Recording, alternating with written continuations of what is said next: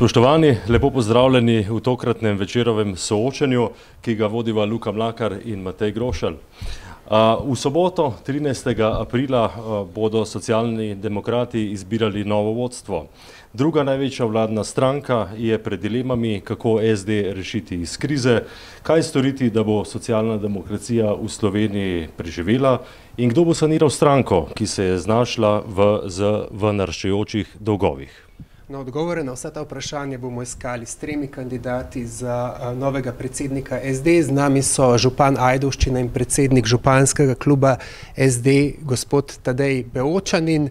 Z nami je tudi evropski poslanec SD Milan Brglez in pa podpredsednik stranke ter vodja poslanske skupine SD Jani Prednik. Lep pozdrav vsem skupaj, hvala za udeležbo. Preden pa začnemo, pa samo omenimo še, da so vsi trije kandidati v za to predpisanem roku podali soglasje k kandidaturam. Je pa vlaganje kandidatur za predsednika mogoče s podporo tretjine delegatov še na samem kongresu, ampak če nekih presenečenj ne bo, bodo trije kandidati na kongresu. Tako. Gospod Brglez, začnimo z vami. Vi ste v tekmo za novega predsednika SD vstopili tako rekoč 5 pred 12. Še nekaj časa nazaj se je zdelo, da ste se nekoliko odmaknili od stranke ali pa je stranka odmaknila vas, glede na to, da je znano, da niste nosilec liste oziroma da ne boste nosilec liste za evropske volitve. Zdaj me pa zanima, v kolikšni meri je vaša kandidatura za predsednika SD povezana z junijskimi evropskimi volitvami? Pravzaprav ni povezana. Jaz mislim, da gre za usodo socialne demokracije in tista vizija, ki jo ponujam, je pravzaprav vračanje k koreninam. Socialna demokracija, ki temelji na socialnem dialogu med partnerji, tako delo kot kapital, je tisto, s čem mi pravzaprav moramo govoriti in je to neko bistvo. Drugi del je pa seveda bolj manj vezan na demokratizacijo znotraj same stranke. Pa bi raje postali predsednik stranke ali evropski poslanec? Zadeve se ne izključujejo. Ampak ta trenutek se borim za to, da bi postal predsednik stranke, ker mislim, da imam vizijo, kako jo popeljati naprej, kako narediti ta pravo socialno demokracijo tako, ki zna biti načelna in zna biti na drugi strani tudi pragmatična. Mislim, da so me dosedanje funkcije izostrile in mi dale nek pogled tudi v zakulisje politike, ki je nujno potrebno za to, da lahko uspešno vodiš takšno stranko. Gospod Beočanin, vi se v tekmo za predsednika SD podajate z županskega položaja v Ajdovščini. Kako zahteven izziv bi bil za vas ta prestop iz lokalne na nacionalno raven, kjer praktično nimate velikih izkušenj z nacionalno politiko? Dobar dan. Drži dejstvo, da prehajam v nacionalno politiko, če tako rečemo, z lokalne ravni, pa tudi drži dejstvo, da pravzaprav te ambicije gojim že kar nekaj časa. Tudi konec koncev doma sem že napovedal, da ob vstopu v tretji mandat, da je ta županovanja, da je ta mandat tudi moj zadnji. Spuščam se pravzaprav v tekmo in v pozicijo, kjer pravzaprav obstaja nekaj neznank zame zagotovo. Tudi ne pričakujem, da bodo vse zadeve tekle kar se da gladko, pa vendar verjamem, da pravzaprav lahko z izkušnjami, ki sem jih konec koncev pridelal skozi dolga leta županovanja, pa tudi v drugih, bom rekel, oblikah političnega udejstvovanja, lahko na te izzive odgovorim in jih seveda uspešno premagam. Kako si predstavljate vodenje druge največje koalicijske stranke iz županskega, recimo, fotelja v Ajdovščini? Nikakor si ne predstavljam tega, da bi sedel na županskem stolu in istočasno vodil stranko, zato sem tudi napovedal, da pravzaprav bom funkcijo župana opravljal, kolikor bom seveda izvoljen nepoklicno, kar pomeni, da bom imel absolutno dovolj časa za to, da se, bom rekel, iz Ljubljane posvetim stranki in vsem zadevam, ki seveda pritičejo predsedniku, torej razna usklajevanja med koalicijska in se pravi vsi sestanki, srečanja. Istočasno pa, bom rekel, mi to daje možnost, da se posvetim tudi interno procesom v stranki, da obiščem območje, da se z njimi pogovarjam, kaj in na kakšen način pravzaprav pravzaprav ne gre socialna demokracija svojo pot naprej. Gospod Prednik, vi se v tekmo za predsednika SD podajate drugič. Leta 2022 ste svojo kandidaturo umaknili, takrat je zmagala Tanja Fajon. Ali kaj obžalujete recimo to potezo takrat, da ste umaknili kandidaturo? Res je, v to kandidaturo se podajam drugič. Leta 2020 sem takrat kot novinec tudi v parlamentu kandidiral in dobil tretjino glasov, kar je bilo za marsikoga, verjetno tudi za določen del stranke presenečenje. Leta 2022 nisem podal soglasja, kljub temu, da so me evidentirali za predsednika, vendar je potrebno spomniti, da so bile to drugačne okoliščine, kot so danes. To je bilo takoj po parlamentarnih volitvah, kjer smo Socialni demokrati dosegli 7 poslancev, izpogajali smo 4 ministrstva, kar je bil uspeh.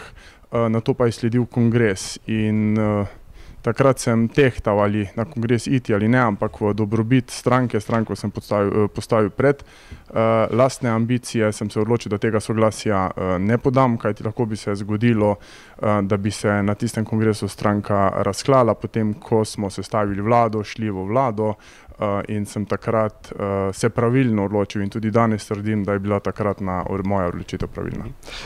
Vi ste, gospod Prednik, tudi podpredsednik stranke, vodja poslanske skupine, nekako del establishmenta stranke, ki je bil precej na udaru po januarju, ko je izbruhnila afera Sodna stavba.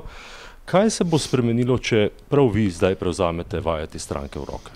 Podpredsednik sem od leta 2022, od prej omenjenega kongresa, to pomeni leto in pol pred tem funkciji nisem imel.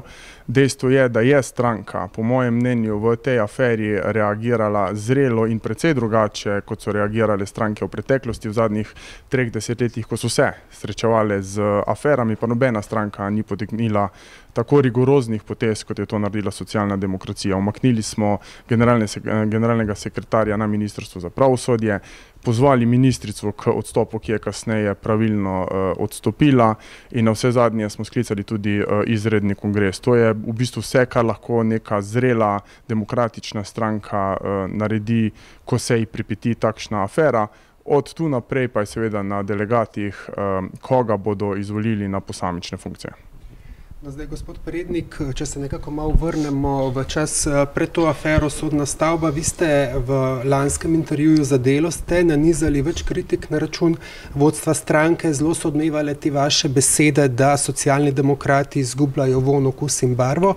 Pa me zanima, zdaj na drugi strani vam nekateri v stranki očitajo, da niste tipičen socialni demokrat, da nimate toliko teh vrednot. Kako vi odgovarjate v bistvu na te kritike? Tudi to, da lahko funkcionar določene stranke, v tem primeru naše stranke, poda kritiko na stranko, se razlikuje od nekaterih drugih strank, kjer funkcionarji ne smejo povedati kritiko. Jaz sem takrat dejal, da nimamo vonja, barve in okusa ne na podlagi vsebine, ampak na podlagi delovanja v tej koaliciji. Dejal sem, da smo premalo odločni, morda premalo glasni in premalo zastopamo vsebine socialne demokracije. Treba je priznati v neki liberalno-levi koaliciji. In to je bila takrat moja glavna kritika. Dejstvo je, da vodim poslansko skupino, ki je del stranke. Imamo poslansko skupino, imamo vodstvo stranke in imamo seveda tudi predsedstvo stranke. In res je, da poslanska skupina je avtonomna, vendar mora delovati z nekimi skupnimi odločitvami in bom kar iskreno povedal, da v zadnjem letu in pol so bile morda nekatere odločitve drugačne, kot bi jih sprejela poslanska skupina, če bi bila seveda popolnoma samostojna oziroma sama. Lahko navedete konkretno katere? Pa bilo je nekaj zakonskih predlogov, kot primer dobre prakse pa lahko omenim glasovanje glede FURS-a oziroma takratnega nadzora, kjer je poslanska skupina Socialnih demokratov glasovala drugače, kot je glasovala koalicija, in temu je pritrdilo tudi Ustavno sodišče, ki je tisti sporni člen tega zakona tudi zaustavilo. Gospod Brglez, lahko gospod Prednik, ki velja nekako za pripadnika bolj sredinske struje v stranki, vrne socialne demokrate k njihovim koreninam in ali recimo v gospodu Beočaninu prepoznavate socialdemokratskega voditelja? Povejte. Zdaj tako, ne bi rad govoril o drugih, rad govorim o sebi. Sam sem imel socialdemokratska prepričanja, še preden sem vstopil v to stranko. Načelnosti bi jo pravzaprav lahko učil, že takrat, ko sem bil predsednik državnega zbora, saj kar se tega tiče. Po drugi strani sem pa po naravi tak, da se lahko pogovarjam z vsemi in razumem, da če hočemo, da je to množična stranka, imata oba kolega absolutno mesto v socialni demokraciji, jaz ne mislim nikogar izključevati. To je absolutno dejstvo, to lahko rečem in v to absolutno verjamem. Medtem ko se bojo mogli dejansko delegati odločiti, kje vidijo oni prihodnost. Moja je, mogoče me kdo zelo preveč postavlja na radikalno levo, jaz sem se sposoben kredibilno pogovarjati in z levico in na drugi strani s socialnimi liberalci, kar so v Gibanju Svobode. Drugače tudi ne je bil skupni kandidat. Tako da, dajmo reči, v bistvu vizija te stranke in prihod ali pa kako jo popeljati na naslednje volitve je tisto, kar je v tem trenutku najpomembnejše. Program in vse ostalo, to so organi že določili, to se da po postopkih spreminjati, ampak usmeritev je važna. Ali ta usmeritev pelje k močni socialni demokraciji, ki se zna znotraj koalicije usklajevati tudi z levico, kadar je treba, in to na način, da se noben ne počuti izigranega, in na drugi strani, ali zna ponuditi pomoč, še zlasti v parlamentu, ker vidim, da so vsi poslanci koalicije žal v rahlo podrejenem položaju, pravem nasprotju s tistim, kar bi moralo biti po naši ustavi. Nekako rekli ste, da bi lahko tej stranki pokazali načelnost, pa v bistvu ste vi nekako v narekovajih, recimo temu prestopnik, ste potem, ko so vas izključili iz SMC-ja, ste v bistvu našli zatočišče v SD-ju, v neki stranki z dolgo tradicijo. Bi se dalo tako reči, izključili so me tisti trenutek, ko so me lahko. In eno sekundo prej me niso mogli izključiti v prejšnji stranki. Seveda zaradi stvari, ki nimajo veze z samo politiko, bi človek temu tako rekel. Tudi niso znali niti moje odločitve o izključitvi pravno na ustrezen način utemeljiti v skladu s samimi pravili prejšnje stranke. Ampak dobro, to je vse preteklost.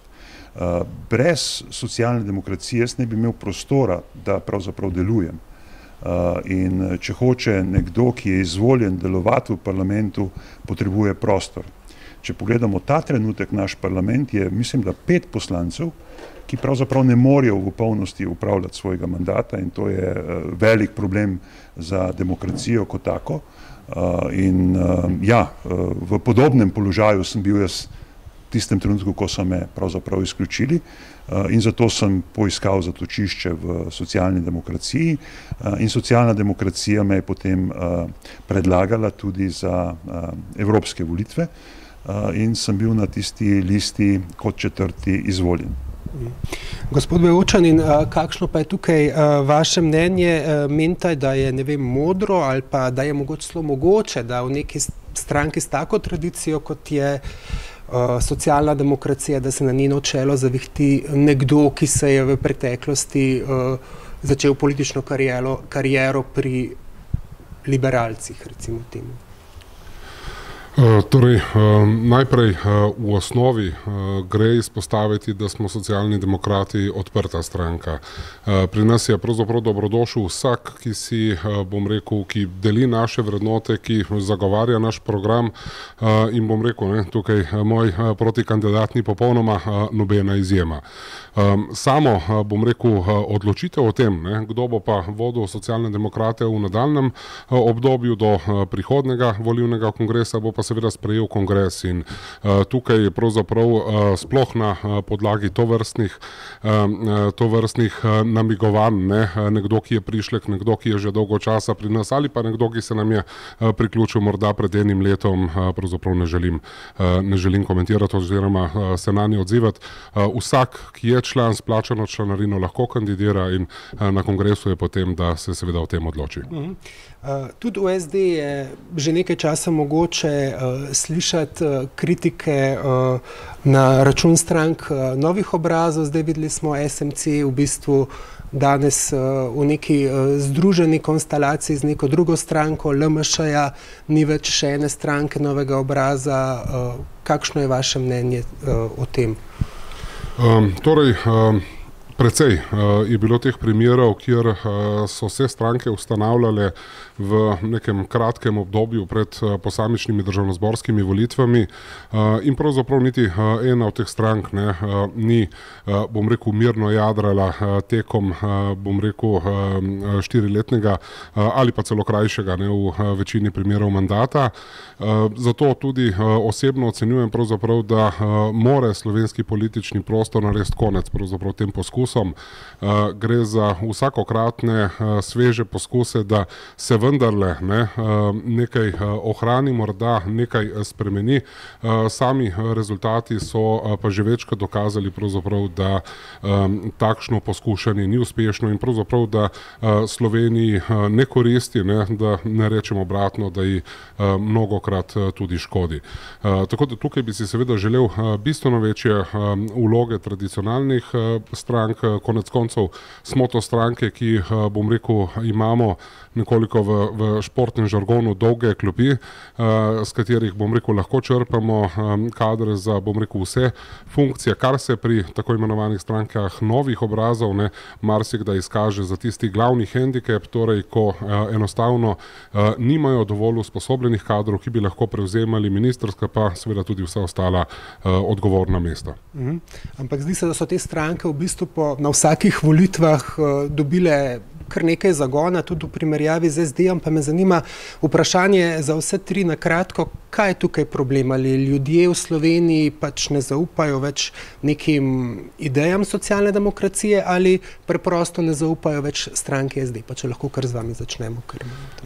Daleč od tega, da ne bi zaupali ideji oziroma načelom socialne demokracije, morda v določenih trenutkih ne zaupajo toliko stranki, pa vendar bi takoj dodal še to, da predvsem iščejo neko upanje, ki bo, bom rekel, popeljalo državo, bom rekel, na nek mirnejši, v neke mirnejše vode, oziroma v smer nekega razvoja.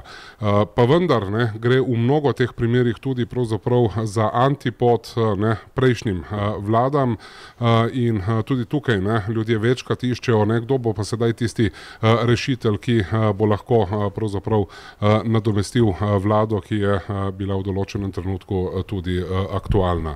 Tako da tukaj, bom rekel, moja osebna ocena, predvsem gre za razočaranje ljudi z aktualno vlado, na kar se kot, bom rekel, neka protivtež, kot neko upanje pojavi nek nov obraz, z njim seveda stranka, kjer pa pravzaprav vsakič sproti doživimo spet hladen tuš. Gospod Brglez, zakaj SD ni rešitelj? Mislim, da je SD samo enkrat uspel v celotnem političnem prostoru prisili druge akterje, vključno z mediji, v to, da je pravzaprav edini rešitelj za levo sredino. Situacija je zdaj v marsičem zelo, zelo podobna. Ta mandat je specifičen primerjavi z prejšnjimi, tudi veliko više stave so zaradi tega, ker so bile dane veliko više obljube in to pomeni, da bo tudi razočaranje volivcev najverjetneje precej više, še zlasti, kar se tiče, dajmo reči, socialno-liberalnega dela. Zaradi tega je vprašanje v tem trenutku tudi to, in to je vprašanje tega kongresa, ali bomo po tem kongresu mi kredibilni zato, da pritegnemo po eni strani tako te volivce socialnih liberalcev, torej ta tip volivcev, ki se ima za levičarje, in na drugi strani tudi to, ali bomo znali uskladiti znotraj koalicije delovanje z levico, ki se po notranjem čiščenju spreminja v neko stranko med socialno demokracijo in zelenimi, dajmo temu tako reči. In mislim, da je zelo, zelo pomembno, a smo mi tisti, na katerega ljudje lahko računajo v nadaljevanju, ali nismo del tega. Lahko ste pa prepričani, da na socialdemokratskem polu se ne bo oblikovala nova stranka ali pa nov obraz. Ta se vedno oblikuje v bazenu LDS-a, nekje drugje. Vprašanje pa je, če je to za državo in za levo sredino najkoristneje. Jaz mislim, da ne, tudi zaradi tega kandidiram. Gospod Prednik, enako vprašanje v bistvu za vas, kako nagovoriti ta bazen volivcev, nekdanje LDS ali pa ljudi, ki se iz volitev v volitve zatekajo k novim obrazom? Ja, enkrat nam je to uspelo, to je bilo leta 2008. Prej je bilo omenjeno nezaupanje v socialno demokracijo. Jaz mislim, da nezaupanja v socialno demokracijo ni, ker če pogledamo mi zadnje desetletje ali pa morda kakšno leto več, lahko vidimo, da smo edini socialni demokrati, ki smo preživeli vse te nove obraze, od Mira Cerarja, Marjana Šarca, sedaj Roberta Goloba. To pomeni, da del ljudi tradicionalno stavi na socialne demokrate. In dejstvo je, da če se stavi na socialne demokrate, potem volivci tudi vedo, kaj dobijo. Naša vsebina je znana, mi vsebine in smeri poti ne spreminjamo. Naj povem eno anekdoto. Bil sem pred leti, ko je zmagal takrat Miro Cerar v Nemčiji, pri takratnem gospodarskem ministru, ki je iz vrst socialnih demokratov, in je dejal, da je Nemcem nepredstavljivo, da se gremo Slovenci takšen eksperiment in da damo takšno moč v bistvu človeku, katerega sploh ne poznamo. In to se je dejansko potem izkazalo kot resnično. To smo ponovili tudi leta 2018, sicer neki manjši meri, v zelo veliki meri pa leta 2022. In mene je strah to, kar je dejal tudi Milan, da bo razočaranje ljudi nad temi novimi obrazi tokrat še večje in največje do zdaj. Tu pa je naloga socialnih demokratov, da pokažemo tudi znotraj vlade, tudi znotraj koalicije, kjer so razmerja jasna, 41-7 oziroma 40-7, da znamo voditi resorje, da če voliš socialne demokrate, veš, kaj dobiš in veš, po kateri poti se pelje socialna demokracija naprej. In slej ko prej se bodo novi obrazi izpeli in bodo tudi ljudje stavili na tradicionalne stranke kot socialni demokrati, kot edini na levem polu v Sloveniji tudi smo. Gospod Prednik, še to, vi ste od vseh treh kandidatov najbolj vpeti v delo sedanje koalicije. Ali mislite, da bi recimo z izvolitvijo gospoda Beočanina bilo boljše, če bi gospod odstopil z položaja župana in se preselil v ministrsko zasedbo? Kako je s tem, da predsednik stranke sodeluje v koaliciji? Zdaj verjetno imam prednost, da sodelujem dejansko na vseh koordinacijah, na vseh koalicijskih usklajevanjih. To mi seveda da moj položaj vodje poslanske skupine. Zdaj, kaj bo, če bo to v tem trenutku, ne bi rad ugibal. Dejstvo je, da po kongresu, kdorkoli od nas treh bo že vodil socialno demokracijo, se bomo socialni demokrati znali postaviti v tej vladi, iz katerekoli pozicije bo že kdo nastopal, in jaz verjamem, da bomo v prihodnjih 2 letih v preostanku tega mandata tudi bolj jasno zastopali svoje tako socialdemokratske vsebine, kot tudi vrednote. Kaj pa vi, gospod Beočanin, pravite? Recimo, bi se moral gospod Brglez odpovedati kandidaturi za evropskega poslanca, če bo predsednik, glede na to, da bo stranka listo kandidatov potrjevala po kongresu? Bom raje začel z odgovorom na vprašanje, ki ste ga Janiju postavili. In sicer vsi, ki kandidiramo na kakršnekoli funkcije, bom rekel, z izvolitvijo, prevzamemo tudi odgovornost za vse tiste in do vseh tistih, ki so nas izvolili na posamezno funkcijo. Zato pravzaprav osebno sploh ne čutim, da imam kakršnokoli možnost, da bi mandat županja prekinil. Zavezal sem se, ko sem šel na volitve, da ga bom pripeljal do konca.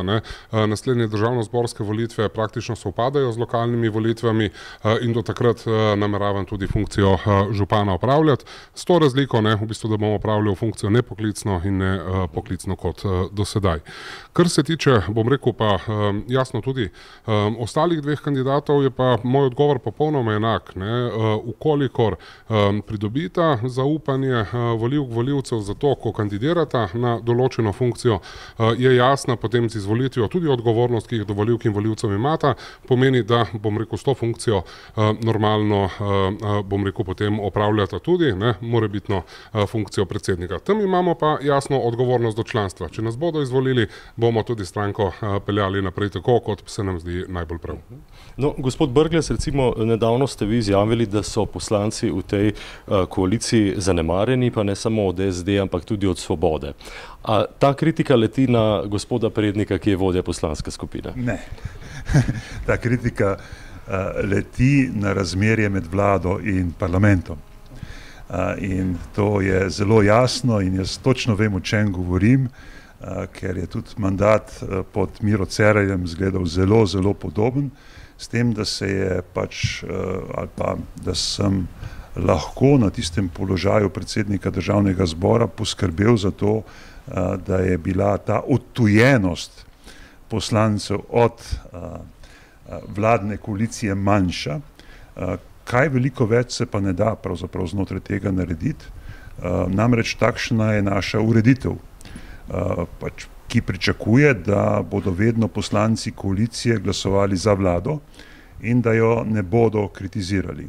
Seveda je to veliko lažje storiti, če so poslanci koalicije seznanjeni s tem, kar vlada počne v realnem času, ne pa, da koalicija prinese neko zadevo v parlament, zdaj jo pa branite. In točno vem, o čem govorim, in vem, da je to splošno prepričanje v Državnem zboru, ne samo moje oziroma naše poslanske skupine, in da se bi dalo tukaj veliko več narediti in da je smiselno tudi veliko več delati na tistih, ki dejansko vse odločitve, oni so izvoljeni. Oni morajo zastaviti svoj hrbet, včasih tudi za kakšno neumnost, ki jo vlada naredi. In je prav, da jih vlada v pravem času o nekaterih zadevah obvesti in da jih upošteva, ko v bistvu pripravlja nekatere odločitve. Tega v vseh teh naših koalicijskih, dajmo reči, sredinsko-levih vladah žal ni bilo, v tej je pa mogoče tega še največ v primerjavi z prejšnjimi. Karkoli si že mislili o tistem mandatu, ko je bila stranka Modernega centra vodeča, ni ubijala svojih policijskih partnerjev. Torej, vsi partnerji so iz koalicije išli nepoškodovani na naslednje volitve. To pri zadnjih dveh vladah, torej Šarčevi, in zdaj ne zgleda tako in se bo treba še zelo potruditi,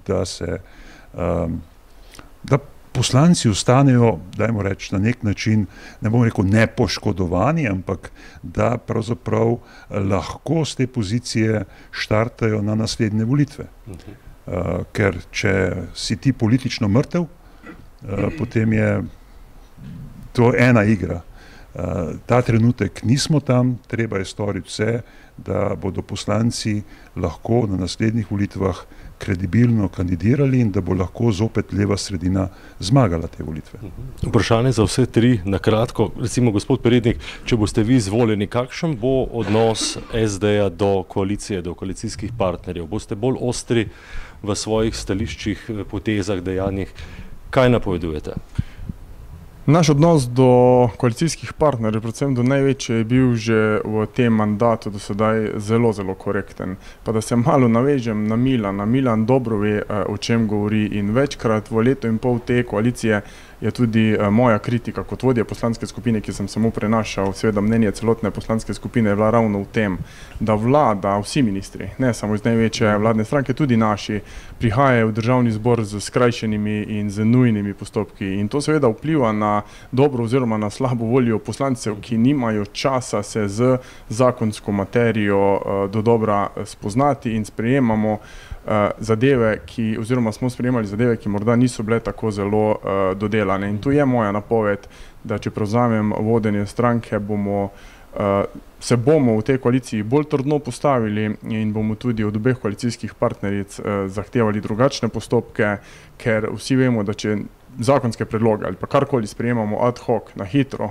je verjetno končni izdelek precej slabši, kot če gre nek zakon po rednem postopku, mimo vseh deležnikov, da imajo vsi deležniki možnosti pripomb in seveda pisanja členov, in to bo ena glavnih zahtev. Je bila že do sedaj, in tu gre kritika na največjo vladno stranko oziroma na vlado kot celoto, da v veliki meri to ni bilo upoštevano. Gospod Brglez, recimo vi, če boste vi predsednik, kakšna bo SD v odnosu do koalicije? Večkrat sem rekel, da je pač delo v koaliciji seveda delo v ozadju. Ne tekanje pred mikrofon, ne iskanje teh zadev, ampak ustvarjanje pogojev za to, da bodo lahko kompromisi pametni, čim več rednih postopkov, ker v rednem postopku je možno v bistvu nek premislek narediti, še zlasti pri takih. Poslanci vedo, kaj bo odmevalo v javnosti. To občutek imajo. In če jim vlada prinese nek ukrep, pa ne premisli tega vidika, oni ga pa morajo braniti, potem pa nastane kaos.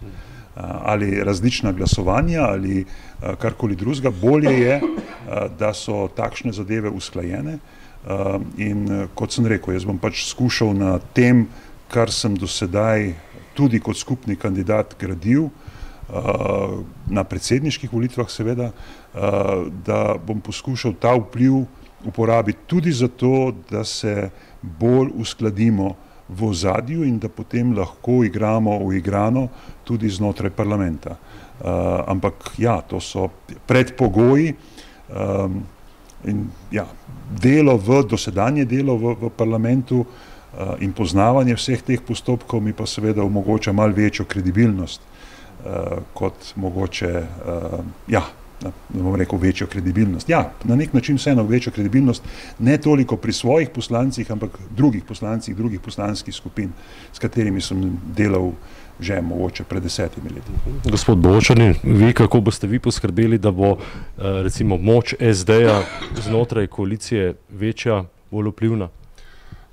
Najprej, kar gre izpostaviti, je zagotovo dejstvo, da bom zahteval, da se reševanje soglasij prestavi izpod medijskih žarometov za, bom rekel, 4 zidove za mizo in pravzaprav, da na ta način tudi potencialna nesoglasja rešujemo. Nadalje pa bom zagotovo močno zagovarjal, odločno zagovarjal stališča SD-ja, predvsem v kontekstu do pravzaprav rezultatov, ki jih koalicija mora ponuditi. Torej, imamo pripravljeno, podpisano koalicijsko pogodbo, v kateri so dogovorjeni ukrepi, ki jih gre naslavljati, in tukaj bom zahteval učinkovitost. Zelo jasno, odločno, bom rekel, si bom prizadeval za to, da pridemo do, bom rekel, končnih rezultatov, torej do zgrajenih stanovanj, zgrajenega, bom rekel, in delujočega sistema dolgotrajne oskrbe in še bi lahko našteval. Zdaj, gospod Bočanin, vi ste nedavno presenetili z izjavo, v bistvu, da ste kot župan najbolje sodelovali z prejšnjo Janševo vlado, pa me zanima, če lahko malo pojasnite kontekst te izjave. Kaj je bilo tukaj dobrega, ker se zdi, da na nacionalni ravni bi se bili verjetno v tej stranki enotni, da nič ni bilo preveč dobro narejeno takrat? Zelo iskreno sem povedal tisto, kar sem ocenil, da je bilo res, pa seveda z tega mnenja, bom rekel, nisem imel samo jaz med župani, ampak še številni drugi. Dejstvo je, da je prejšnja vlada bila, kar se tiče odnosa do lokalne samouprave, bistveno boljša od, bom rekel, marsikatere leve oziroma levo-sredinske vlade, in tukaj še vedno stojim za to izjavo, ki sem jo dal. Je pa dejstvo, da pravzaprav smo tukaj v kontekstu tistih realnih problemov, življenjskih problemov, ki tarejo občanke, občane na lokalnih ravneh, in ne, bom rekel, na področju, kjer vstopa tudi ideologija v vprašanje. V tem kontekstu pa seveda se z potezami prejšnje vlade nikakor ne morem strinjati. V kontekstu bom rekel, reševanja tistih nujnih zadev na področju infrastrukture, konec koncev bivanja starejših in še kar neki področji bi lahko naštel, pa se je izkazala za učinkovito. In prav učinkovitost je tista, bom rekel, ki po moji presoji prevečkrat bremeni levosredinske vlade, torej premajhna stopnja doseganja, bom rekel, nekih rezultatov, ki neposredno in takoj izboljšujejo kvaliteto življenja naših ljudi. Izpostavim pa še enkrat, na ravni ideologije, na ravni, bom rekel, odnosa do ljudi in tako naprej, pa nikakor ne morem podpreti prejšnje vlade Janeza Janše. V tem kontekstu, bom rekel, je po moji presoji bilo toliko stvari narobe, da se pravzaprav s tako stranko niti pogovarjati ne moreš. Gospod Brglez, kako vi gledate na to izjavo gospoda Beočanina? Se pravi, na terenu so bili očitno zadovoljni z Janševo vlado, na nacionalni ravni pa smo imeli primere, se pravi, teptanja vladavine prava, medijev, človekovih pravic, nazadnje vodni top nad protestnike. Ja, vse to na tej politični ravni je absolutno nesprejemljivo, zaradi tega, ker je privedlo tudi do hude jeze ljudi, ker v bistvu takšne, kot še jo pravzaprav nismo videli, in tudi takšne mobilizacije na volitve, in tudi zaradi tega je kakršnakoli že razmišljanje v to smer pravzaprav nemogoče. Po drugi strani pa morate razumeti, v bistvu tle gre za različne nivoje politike in naslanjanje na lokalno skupnost je ena od zadev. Jaz mislim, da jo je treba dopolnjevati tudi z iskanjem soglasja v socialnem dialogu med socialnimi partnerji, da je to neko naše vodilo, ki bi lahko prispevalo tudi k izboljšanju zakonodaje, ker konec koncev pred nami so hude reforme in potrebujemo čim širše soglasje. Tako da res, to sta dva različna nivoja, pa če še pritaknem svoj evropski nivo. Na tem evropskem nivoju je na ravni obrti, na ravni diplomacije med predsedovanjem bilo veliko dobrega narejenega. Politično pa nikakor ni štimalo. In tisto, kar je bilo pod radarjem, je zadeva recimo relativno dobro delovala in je recimo slovensko predsedovanje z vidika diplomacije ocenjeno kot neko, po katerem se komu še kovca, glede na tisto, kar je bilo v nadaljevanju. Politično je bilo pa katastrofa. In idealno bi bilo, da bi kdaj imeli mi predsedovanje na ravni Evropske unije, kjer bi se politična raven strinjala z tisto, bom rekel, obrtniško, diplomatsko. To bi bilo idealno. Žal še nismo tam in na isti način pravzaprav gledam tudi njegovo izjavo. Preprosto, drug nivo je.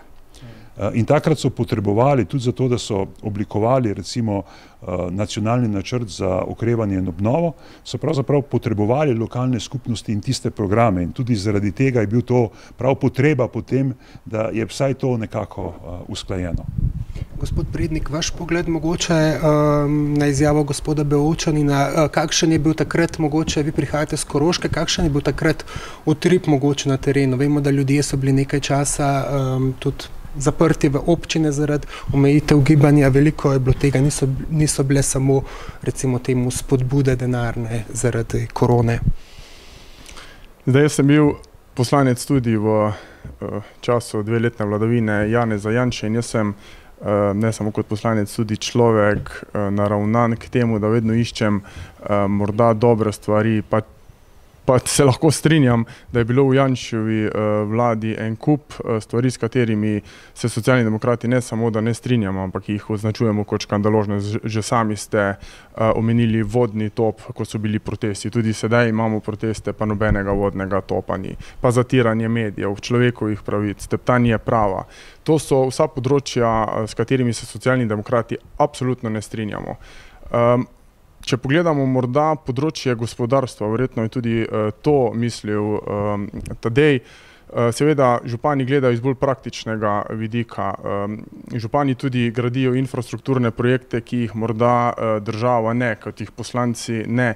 In morda je tu ocenjeval vlado Janeza Janše kot bolj operativno. Jaz sem večkrat tudi znotraj COVID-a gospodarske ukrepe Janševe vlade označeval kot pot v pravo smer. Vendar, če bi se Janševa vlada takrat tudi malo bolj posvetovala še z določenimi deležniki, morda tudi z opozicijo, kateri je bil takrat cilj pomagati gospodarstvu in ne rušenja vlade Janeza Janše. Bili smo le sredi COVID-a, bi bili ti ukrepi še boljši. Tako pa pridemo do tistega, da o sodelovanju zelo radi govorijo v največji opozicijski stranki, vendar ko pride do prakse, seveda ta zadeva, bi rekli na Koroškem, ne špila. Tako da naštel sem področja, s katerimi socialni demokrati enostavno z Janšo oziroma z Janševimi vladami ne pridemo skupaj, so pa to področja, ki so bistvena za delovanje države. V redu, moje naslednje vprašanje v bistvu za vse tri bi bilo, pa lahko gospod Prednik začne, ali Slovenija v bistvu mogoče za ta nek razvojni preboj, za pospešek v razvoju, mogoče potrebuje nekakšno veliko koalicijo SD, SDS, mogoče tudi neko bolj, rekli bi temu, raznorodno vlado, v kateri bi bila mogoče tudi Nova Slovenija, ali pa ne vem, morebitna stranka Anžeta Logarja. Kakšen je vaš pogled na to?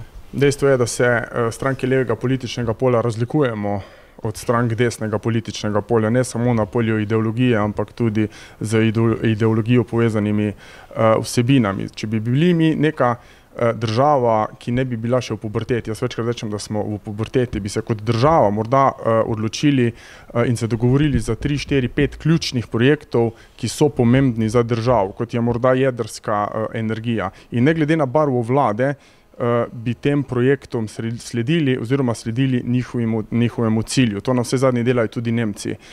Nemci se odločijo za 3 prioritetne projekte in ne glede na barvo vlado so to prioritetni projekti. Kar se tiče pa drugih vsebin, pa se seveda mi od Janševe vlade razlikujemo in to je evidentno od vlade Janeza Janše do levosredinskih vlad. Gospod Brglez, vi ste v preteklih intervjujih že rekli, ja, lahko gredo tudi z Janšo, ampak ne pod mano. Ja. To sem že povedal, v bistvu v takih primerih najprej predvidevam, da bomo lahko statut spremenili tako, da se bodo v takšnih zadevah lahko odločili vsi članice in člani, ker morajo stati, ampak seveda v tem primeru bo tudi vodstvo oziroma predsednik se zelo jasno zavzel za eno smer in vsekakor ne bo ta, v katero vi zdaj namigujete, da bi bila možna. Tisto, kar mislim, da je namesto tega veliko pomembneje pri nas, je ravno socialni dialog. To bom konstantno ponavljal. In to samo zaradi tega, ker je socialna demokracija do zdaj izgubila stik s sindikati znotraj tega socialnega dialoga. Z delodajalci ga je nekaj, ampak če bi znali v bistvu in ene in druge usmeriti v isto smer, je to idealna zadeva, ki jo pravzaprav potrebujemo. Potrebujemo širši družbeni konsens za vse razvojne preboje. Potrebujemo, dajmo reči, ne koalicijsko sodelovanje, ampak vsekakor neko dogovarjanje, ki vsekakor mora biti z vsemi, tukaj ni izjem, bil sem v parlamentu, vem, kaj to pomeni, ampak to nikakor ne pomeni v bistvu nekega trajnega sodelovanja ali česarkoli takega, mogoče iskanje ravno tako pomembnih zadev, kot je recimo jedrska energija. V našem mandatu je bil to odnos s Hrvaško, predtem je bil vstop v euroatlantske integracije, recimo takšen, ki je zgledal v bistvu enoten za celoten politični spektr. Zdaj so pa pred nami hude, ne bom rekel hude reforme, ampak preprosto moramo se prilagajati okolju in vsem posledicam, ki jih nosi, in zato potrebujemo res širok družben konsens in tega je treba izgraditi v družbi. Politika niti sama ni dovolj. Potrebuje družbene partnerje, ki stojijo za temi odločitvami, za nekim razmerjem, ki so pravična, ki omogočajo dobrobit vsem, ki omogočajo vključevanje vseh ljudi in ki omogočajo solidarno družbo. Konec koncev, naša svoboda je odvisna tudi od tega, ali bomo solidarno pomagali tistemu, ki si jo sam ne more izboriti. Gospod Beočan, kakšno je to vaše stališče? Je mogoče v bistvu za nek, je mogoče ali pa bi bilo dobro mogoče za nek dobrobit ljudi nekako presekati ideološke razlike med levico in desnico? Za dobrobit ljudi je to vedno pametno narediti. Se pa bojim, da ni tako preprosto. Vsaj kar se mojega stališča tiče, obstajajo, tisti osnovni elementi, ki jih, moramo vsi deležniki v tem postopku upoštevati in na prvem mestu, tle gre izpostaviti medsebojno spoštovanje. Spoštovanje konec koncev do drugače mislečih, do različnih, do drugačnih mnen, do pravzaprav nekih pozicij, od katerih posamezne, pa nisi bo to stranka, če govorimo samo o strankarskem sodelovanju, do pozicij nekih strank, ki jih ne more, opustiti. In ko bomo imeli takšno sodelovanje oziroma takšno sprejemanje, teh stališč, takrat lahko začnemo iskati seveda tudi neke rešitve pri, za državo nujnih projektih v smislu širšega povezovanja. Se pa bojim, da, je to takšno stanje še precej oddaljeno. Osebno bi si seveda želel, da ne bi bilo, ampak dvomim, da se lahko to v zdaj bližnji prihodnosti tudi zgodi.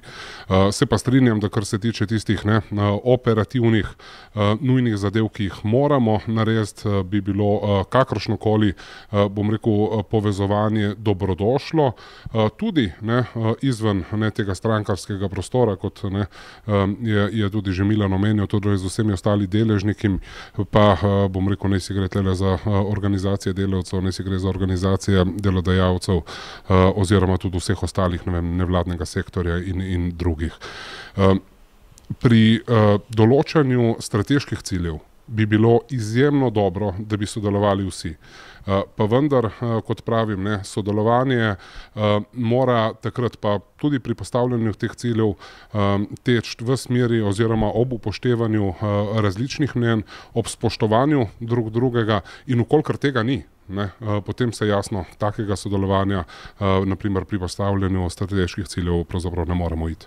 Lahko mogoče samo še to vsi trije na kratko. Zdaj nekako pred kamerami ali pa v svojih medijskih žarometov zdaj ni velike pripravljenosti na sodelovanje, recimo SD, SDS, pa vendarle se zdi, da se je pri aferi Litijska pokazalo, da pa očitno obstajajo neke podtalne povezave, vsaj kakor smo lahko brali imena nekih glavnih akterjev, ki so prišla v mediji, da so tako člani SD-ja na eni strani, kot tudi so bili v preteklosti ali pa še vedno člani SDS-a. Kakšen je vaš pogled na to? Obstaja to neko zakulisno sodelovanje, ki je skrito javnosti mogoče? Ne poznam akterjev, ki so bili v tej zgodbi Litijska omenjeni dovolj, da bi lahko, kakorkoli sodil njihove povezave. Dejstvo pa je, da če gre za kakršnekoli povezave, gre za medosebne povezave med vpletenimi in ne za, povezave med strankami kot takimi. Poznam pa, premalo te akterje, da bi lahko to zares sodil. Zagotovo gre na ravni ministrstev, na konec koncev vseh ostalih inštitucij, ki jih imamo, spodbujati sodelovanje pri doseganju skupnih ciljev, tudi med zaposlenimi, ki so sicer različnih strankarskih ozadij, ampak vedno v korist ministrstva, inštitucije in usmerjeno k doseganju, rezultata, ki je zadan. Gospod Brglez, vaša ocena, so se pri Litijski nekako srečali interesi ljudi iz krogov, deloma SD, deloma SDS? Ne v javnem interesu, če so se, to je dejstvo in tisto zagotovilo, ki ga sam lahko dam, je zgolj to, da če bom jaz vodil to stranko, oziroma ko jo bom vodil, potem se takšne stvari ne bodo dogajale. Ampak to pa pomeni predvsem opolnomočiti vse organe, ki morajo takšne zadeve raziskati in preiskati. In tle se je pa zopet treba na pravno državo postaviti. Ne? Pravna država nekako nam politikom onemogoča, da bi mi razsojali in obsojali, ampak mora to narediti pravosodje in omogočiti pravosodju, da to naredi, oziroma usposobiti pravosodje, da v takih situacijah poseže, je nekaj, kar je bistvenega pomena. Kadar gre pa za evropski denar, če gre za evropski denar, na to srečo imamo na evropski ravni kar učinkovito tožilstvo na tem primeru. Recimo na sosednji Hrvaški lahko vidite, kaj to pomeni, če to tožilstvo res deluje, in zdaj si znam še veliko bolj predstavljati, za česa se je vlada Janeza Janše toliko bala, ko ni določila teh tožilcev. Gospod Prednik, obstajate neki tihi dogovori, mogoče med SDS, SD, ko gre za neke kadre v državni upravi, na ministrstvih, da se jih ne razrešuje, da nekako lepo dočakajo drugo vlado na neki varni poziciji? Zdaj po večini jaz teh kadrov ne poznam, sploh pa ne kadrov z Ministrstva za pravosodje. Tu zagotovo ni šlo za neko sodelovanje na politični ravni. Če je pa šlo za kakršnokoli drugo sodelovanje, smo mi že od začetka te afere tudi jasno, javno komunicirali, da morajo ugotoviti za to pristojni organi, in ko bodo pristojni organi ugotovili, bomo lahko potem tudi mi na vse zadnje podajali komentarje. Za razliko od druge strani političnega pola, pa mi verjamemo v pravno državo, tudi sam verjamem v pravno državo in verjamem, da bo pravna država tudi na tem primeru odigrala svojo vlogo. Recimo, gospod Brglez, ravno ob tej aferi Sodna stavba so se v javnosti pojavljali pomisleki, ali ima stranka težave tudi s korupcijo. Kako problematični so ti očitki, recimo, ali pa pomisleki, ki so v tem času leteli na stranko? Sploh ni važno, kaj je dejansko bilo res. Važno je v bistvu to, kar ljudje mislijo, da je res. Torej, tudi videz je pomemben. To je zaradi tega, ker je v politiki videz tako pomemben, seveda gremo zdaj tudi na kongres. In je ta kongres ključna stopnica pridobivanja kredibilnosti, tako za evropske, kot za vse nadaljne volitve. Tako da ja, mislim, da je stranka tle ravnala modro in odgovorno, in da smo naredili maksimalno, kar lahko, za to, da pridobimo kredibilnost nazaj. In brez kredibilnosti, to je pa ključen kapital, ki ga ima lahko v bistvu neka stranka, tudi ne more potem tako pametno sodelovati ali pa bom rekel, sodelovati v tem, kako iz te koalicije iziti v naslednje volitve na maksimalen način in biti kredibilen faktor povezovanja, privlačen faktor tudi vsem drugim strankam v tej koaliciji, ne nekdo, ki bi ga pravzaprav pustili ob strani ali pa karkoli podobnega. Tako da mislim, da strateško gledano je to najpomembnejše. Gospod Bevčanin, bi vi kako drugače ravnali v primeru takšne afere, kot je bila januarja s Sodno stavbo?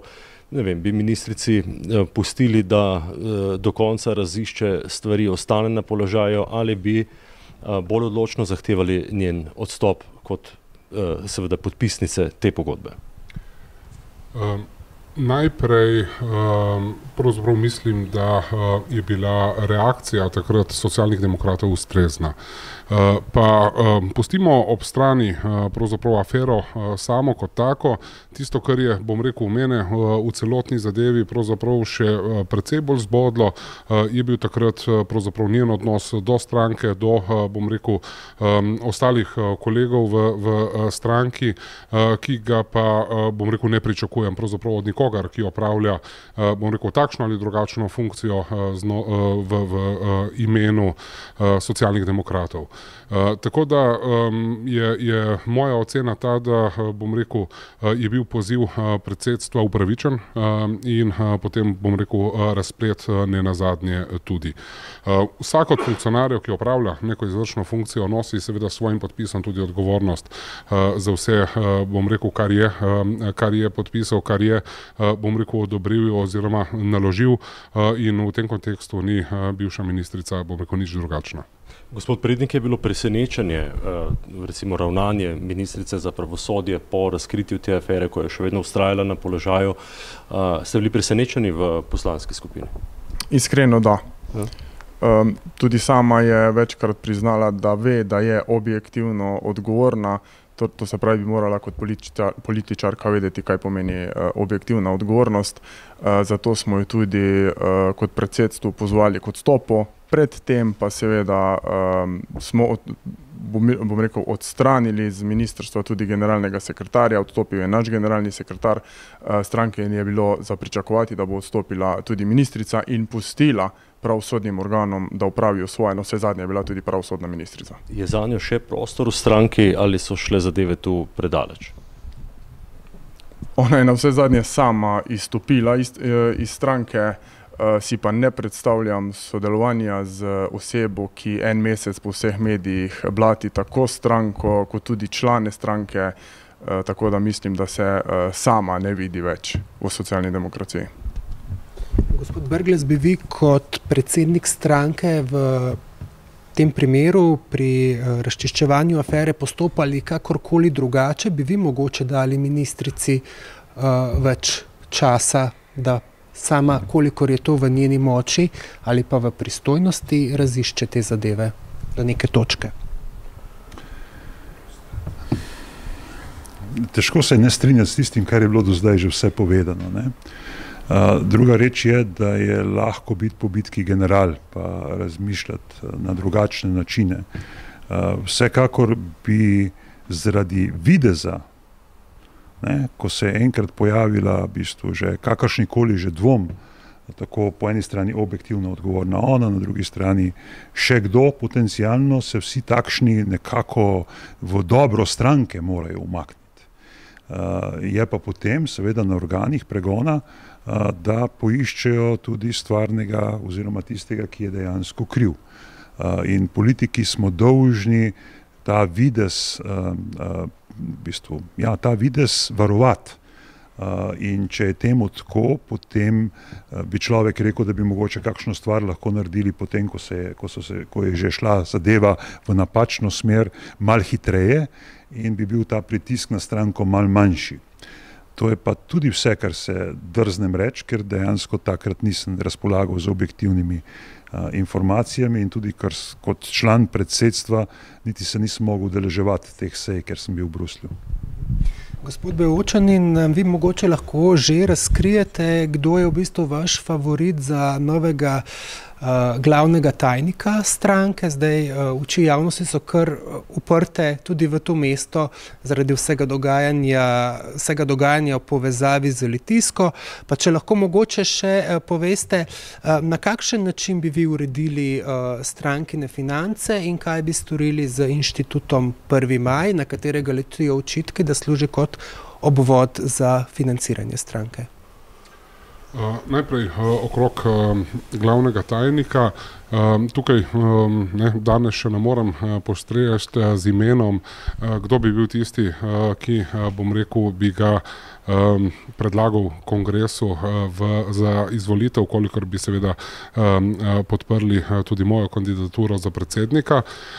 Razlog za to je ta, pravzaprav, da se vsi kandidati, ki so oddali soglasja, niti še niso odločili, ali bodo, bom rekel, šli v tem procesu do konca, torej ustrajali pri kandidaturi do kongresa. Po drugi strani pa niti ne izključuje možnosti, da bi mora biti na kongresu nekdo, se pravi, prišel nov kandidat za tajnika z seveda zbiranjem podpisov. Kar se tiče inštituta 1. maj, mislim, da gre za organizacijo, ki jo socialni demokrati nujno rabimo.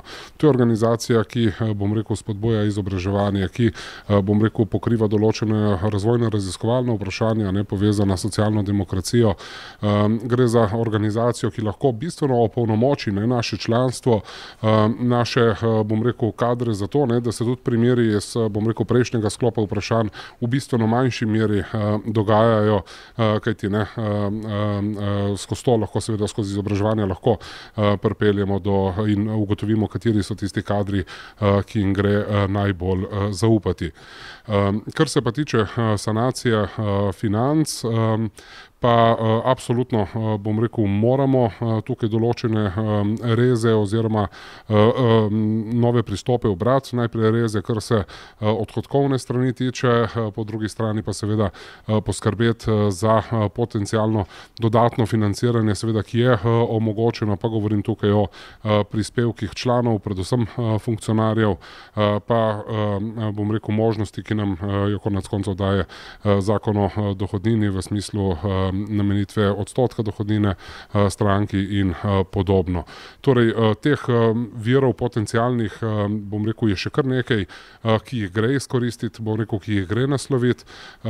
Zagotovo pa, bom rekel, bo potrebno tlele uravnotežiti naše proračune, tako da pravzaprav bomo imeli vsako leto manjši dolg in ne obratno. Zavedati se moramo namreč, bom rekel, da so vsakokratne volitve tiste, ki pomenijo večji strošek, izven tiste redne dejavnosti in pravzaprav za takrat je treba to rezervo tudi ustvarjati. Nisem toliko odgovoril še na ta del povezan s 1. majem, kjer, bom rekel, se moramo zavedati vsi skupaj tega, da inštitut 1. maj ni bil vzpostavljen z namenom nekega bypass financiranja socialnih demokratov, bil je vzpostavljen iz namenov, kot sem jih predstavil in kot takega ga gre ohranjati. Če so, bom rekel, neki pomembnejši finančni tokovi med, se pravi, stranko in inštitutom, pa gre zagotovo te zadeve omejiti. Gospod Prednik, kaj v bistvu narediti z rdečimi številkami, v bistvu, v katere je zapadla stranka, kaj storiti z inštitutom in lahko te zadeve sanira gospod Sebastian Selan, nekdanji direktor Sove, ki ga vi vidite na mestu glavnega tajnika? Poleg bolj jasnega pozicioniranja, političnega pozicioniranja v tej vladi je verjetno saniranje dolga ena izmed glavnih zadev oziroma ena od dveh glavnih zadev. Jaz mislim, da je od vseh, ki so dali soglasje za glavnega tajnika, ravno gospod Selan tisti, ki ima tudi izkušnje kriznega upravljanja iz gospodarstva. Sami vemo, je vodil več podjetij, ki so bila v rdečih številkah, pa potem, ko je ta podjetja zapustil, je bil dolg saniran in to je v tem trenutku to, kar socialna demokracija potrebuje. Kar se tiče inštituta 1. maj, v bistvu veliko o tem inštitutu ne vem, je pa to dejstvo, kar je povedal Tadej. Inštituti, kot je 1. maj, so v tujini standardni. Vsaka politična stranka, ki razvija neko misel, kot mi razvijamo socialdemokratsko misel, takšen inštitut ima, seveda z namenom izobraževanja in izobraževanja kadrov, ki lahko v vsakem trenutku stopijo tudi na pomembne pozicije znotraj državne politike. Gospod Brglez, kaj vi menite o tem, da bi bil nekak krizni menedžer te stranke, nekdanji obveščevalec?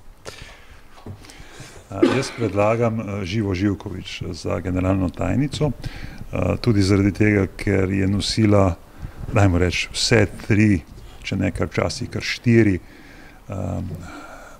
stene centrale na takšen in drugačen način. Brez nje se praktično ničesar ni moglo narediti v pozitivnem pomenu besede. In je bil to tista referenca, ki je meni pravzaprav služila pri tem, da sem se odločil za njo, s tem pa, da seveda vemo, kongres je avtonomen in lahko na vsako od teh pozicij, ne glede na to, kaj mi hočemo ali pa želimo, imenuje nekoga drugega, ampak bi pa dopolnil nekaj, kar se tiče 1. maja. Inštitut je zavod, po našem pravnem sistemu. In bi bilo pametno, da bi končno uredili to področje z zakonom o političnih fundacijah oziroma tovrstnih zadevah in seveda potem prilagodili in strukturo in vse, kar se tiče samega inštituta temu, da bi lahko izpolnjeval to funkcijo, o kateri govorimo, torej izobraževanja in na drugi strani nekega mislišča oziroma povezave tudi z civilno družbo.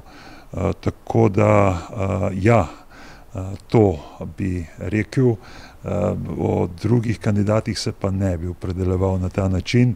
Vsekakor, ja, ni človeka v Sloveniji, ki ne bi imel neke svoje zgodovine, ki je lahko na takšen ali drugačen način, ja, potem del skupne zgodbe ali pa ni del skupne zgodbe, v tem pa ne odločam sam, ampak bodo odločali delegati. Zdaj smo v zadnjem krogu našega večerovega soočenja. Glejte, gospod Bevčani, novi predsednik bo z novo ekipo popeljal stranko na evropske volitve, ki bodo 9. junija. To bo tudi prvi test za novega predsednika. Pa me zanima, kaj mislite vi, kje je meja med uspehom in neuspehom za SD na teh volitvah? Meja med uspehom in neuspehom je verjetno pri osvojenem vsaj enem mandatu. Torej osebno pričakujem, da bomo zagotovo ta mandat tudi osvojili. Dejstvo pa je, bom rekel, da lahko naša ambicija seže tudi dlje od enega mandata. Tega bi si seveda tudi želel in verjamem, da ko bomo formirali listo, bo tudi ta takšna, ki bo, bom rekel, lahko naskakovala tudi, bom rekel, drugi mandat.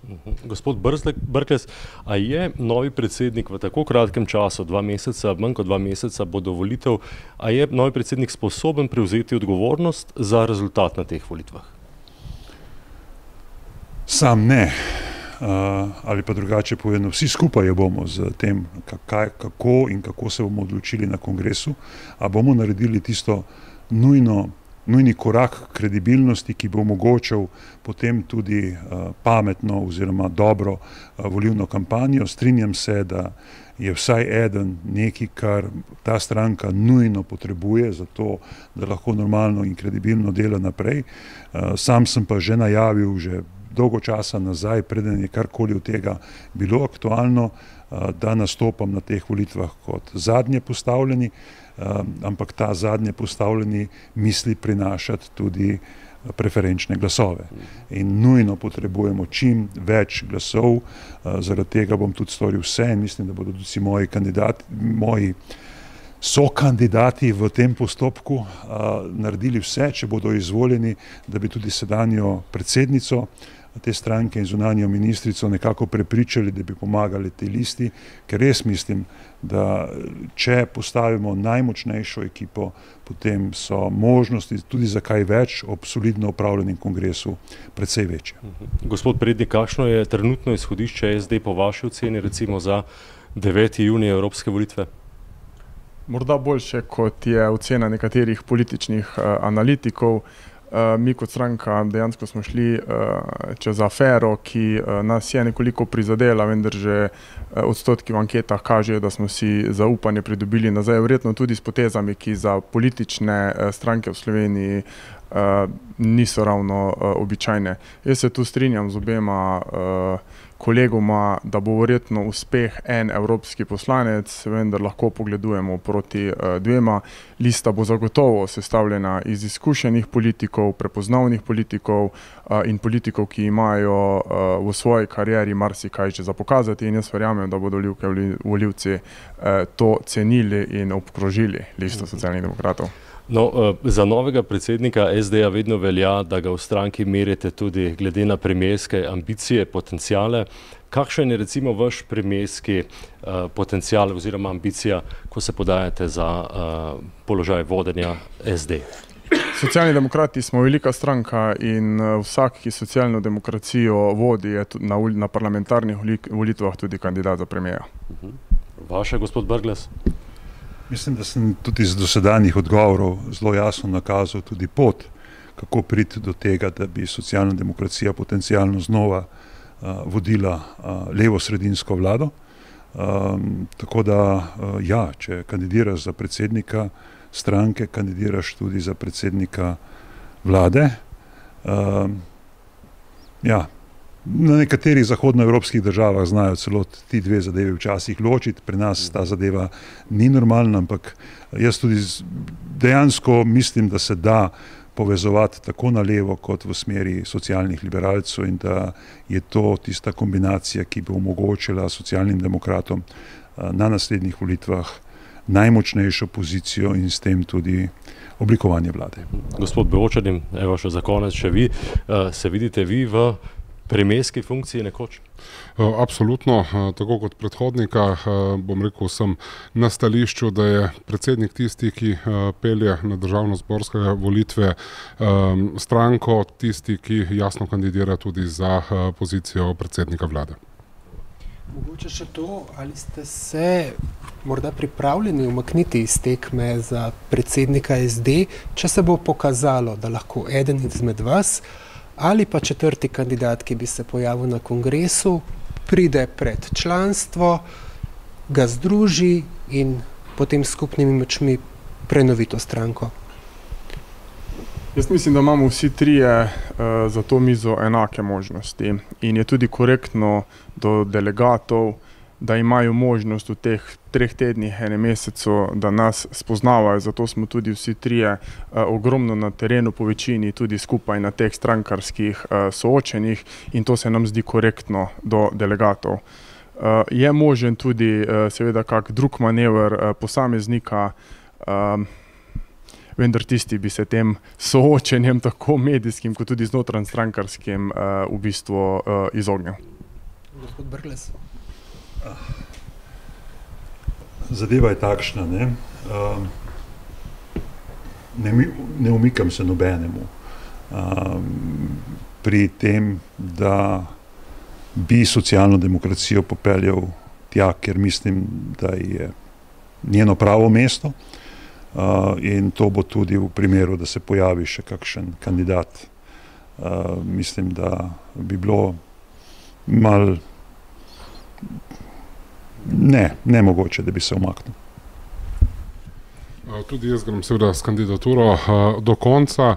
Verjamem pa, da bom rekel, tako kot ocenjujem zase, ocenjujem tudi za druga dva kandidata. Smo kandidati, ki združujemo in smo tisti, bom rekel, ki smo sposobni po volitvah pravzaprav se usesti za skupno mizo z našimi članicami, člani in pravzaprav iskati tisto pot socialne demokracije, ki nas bo, bom rekel, peljala naprej in navzgor.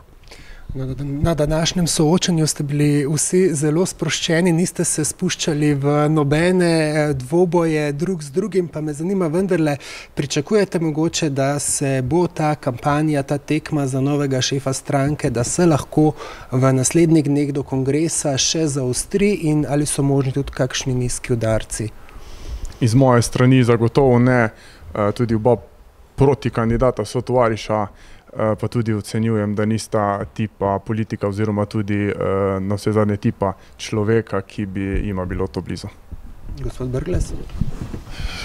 Kampanje so vedno specifične, ta stranka ima dolgo zgodovino, ne volijo člani, volijo delegati, ampak ne, v bistvu, zakaj bi dajal nizke udarce, nima dobenega smisla. Treba je biti absolutno transparenten, tudi nimam nekega velikega oporišča v sami stranki, tako da edino, na kar lahko igram, je transparentnost do vseh bivših in bodočih centrov moči v tej stranki, da jih je pa veliko, kar verjamete, da jih je. Gospod Beočanin, lahko ta tekma postane umazana na koncu? Po moji oceni ne, definitivno jo ne nameravam sam kakorkoli, bom rekel, umazati, ampak zagovarjam svojo smer, tisto pot, ki, bom rekel, jo prepoznavam kot pravilno za pot socialnih demokratov v prihodnje in verjamem v bistvu, da tukaj pravzaprav, kar se tiče korektnosti samih kampanj, delim mnenje z sokandidatoma, torej da pravzaprav vsak zagovarja svojo vizijo, svoj pristop in da tukaj ne bo prihajalo do, bom rekel, kakršnih koli nizkih udarcev. Upajmo, da bo tako ali pač ne. Spoštovani kandidati, najlepša hvala za udeležbo na današnjem soočanju in za današnji pogovor. Mi na večeru bomo dogajanje v SD seveda pozorno spremljali v naslednjih dneh do kongresa in tudi po kongresu. Drage gledalke, cenjeni gledalci, hvala vam za vašo pozornost. Povzetek današnje razprave vas čaka v večerovi prilogi v soboto. Beremo pa se tudi na naši spletni strani večer.si.